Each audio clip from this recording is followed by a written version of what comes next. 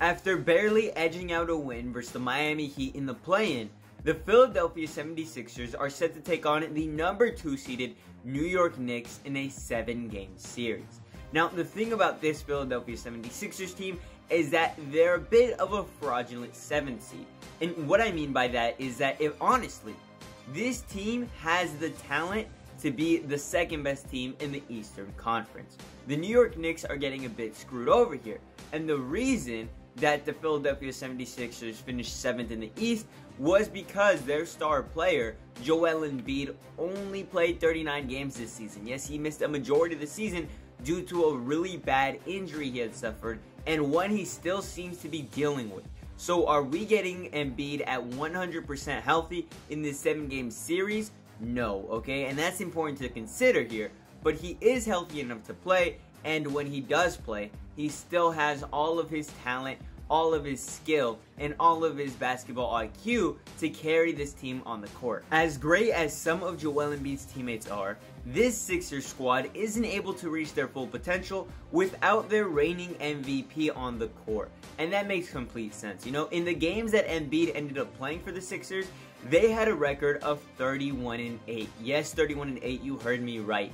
And had they been able to keep Embiid healthy this entire season, there was a chance they could have fought with the Boston Celtics for that number 1 seed. You know, the Boston Celtics who ended up winning 64 games, 14 more than the nearest team. Yeah, that's who the Sixers could have been competing with. Now, here's the thing. When Joel Embiid was playing, the Philadelphia 76ers were averaging a whole 11 points per game more. Their field goal percentage was through the roof. Their rebounds were up. Their assists were up. This team just looks better offensively and defensively when Embiid's on the court. And what probably helped to add to those numbers was that 5-game stretch Joel Embiid had at the end of the season.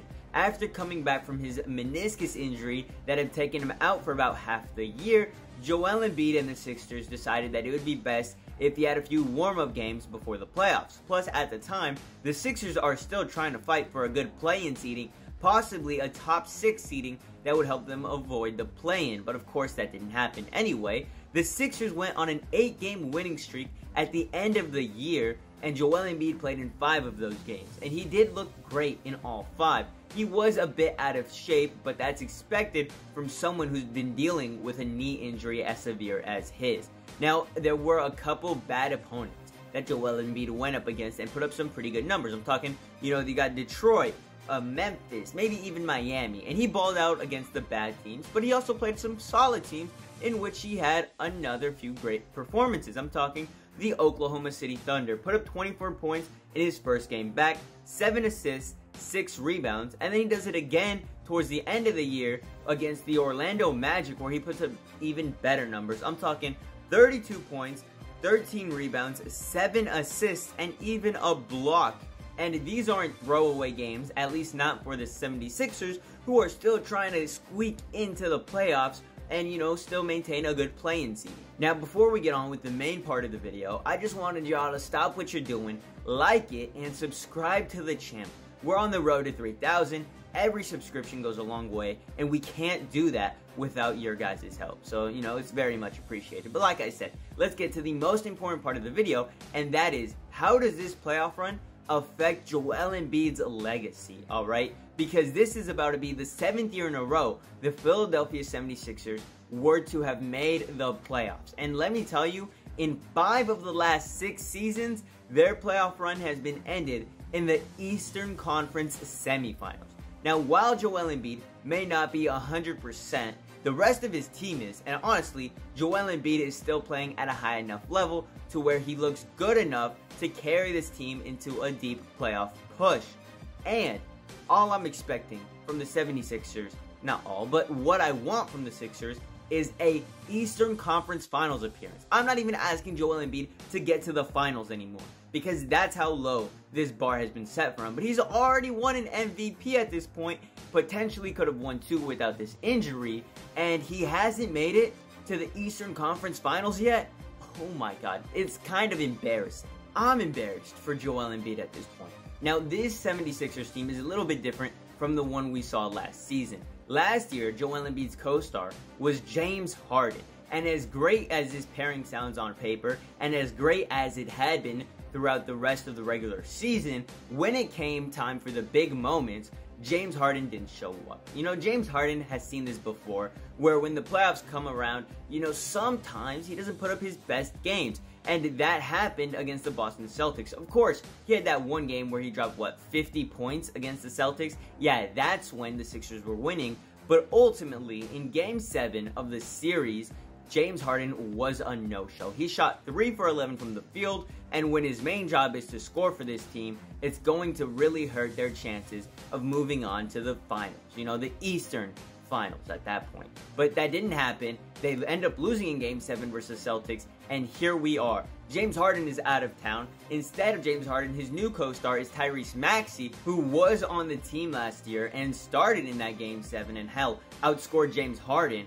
But this is Tyrese Maxey's first year as a blossoming superstar. I'd say it's his first year into stardom, okay? Next year, he might really solidify himself as a real star, but Tyrese Maxey took a huge step up this season, and you've really seen it, especially in the games where Joel Embiid was out. I know not many of you guys were watching those Sixers games. Hell, I was barely watching the Sixers games where Joel Embiid wasn't playing, but during that little run, Tyrese Maxey kind of had to take control of this team and has been playing at a whole new level. So he's Joel Embiid's new co-star this go-around. Plus, you know, you've got guys like Tobias Harris, who will always be around. He's a solid little wing piece that the 76ers have been using for this last half decade. And then, you know, Buddy Hield, a new addition to the team, a real three-point threat. Of course, he hasn't looked his prettiest in Philadelphia, but he just needs a little more time. And honestly, when the playoffs come around, Buddy Hield is going to shoot the shit out of the ball, okay? You can rely on him to hit a few threes here and there. That's his job. Plus, Nicholas Batum. Who saw Nicholas Batum coming? I didn't have that on my bingo card, okay? Batum is so much of a joke that, you know, there was a freestyle about him and why he is even playing the fourth quarter, but he showed everybody in the NBA why he's not only a solid role player, but why he deserves those big fourth quarter minutes, because oh my god, he was clutch against the Miami Heat. But, you know, enough about Joel Embiid's co-stars. Let's get back to the big man. Look, if Embiid fails to get the job done again in the playoffs, where do the Sixers go from here? Do they move on from him? Do they, you know, try and shape up the team in a new way to surround Joel Embiid? Because clearly this isn't working. Hell, if they fall against the New York Knicks, who are no scrub of a team, they earn that second seed, then it's going to be an even worse offseason for the Philadelphia 76ers. You know, you got Jalen Brunson waiting for you. Josh Hart, the Villanova boys, you know, DiVincenzo with their podcast, they're great. And Jalen Brunson is going to give the 76ers business for 7 games. Honestly, the series isn't going 7. It's probably going 5 or 6. And I have it swinging the Sixers' way because I expect a deep playoff run from Joel Embiid. If not now, then when? Because it feels like it's never coming at this point. Now, if Embiid fails, like we've been talking about, then I see maybe a couple, you know, big signings their way, maybe even a Paul George. If Paul George is brought onto this roster, then Embiid has no excuse to not get the job done. And then, I don't know, maybe we don't ever take Embiid serious as a superstar again, because eventually he'll get to the age where he will no longer be the best player on his team, maybe the second, third best. Hell, eventually towards the end of his career, he'll just be a backup. And at that point, Embiid's legacy will be known as the best player to never win a championship. Hell, maybe even the best player to never make an Eastern Conference Finals. But anyway, I say all of that to say that for this postseason run, Joel Embiid has the most amount of pressure on him compared to everybody else. I don't care that he was injured or not 100%. Half these guys are not 100% going into the playoffs. Joel Embiid is just a little more talked about in the media. That's about it. Like I said, catch y'all later. Let me know in the comments down below how far you have the 76ers going in the playoffs and if it's even past the first round. Deuces.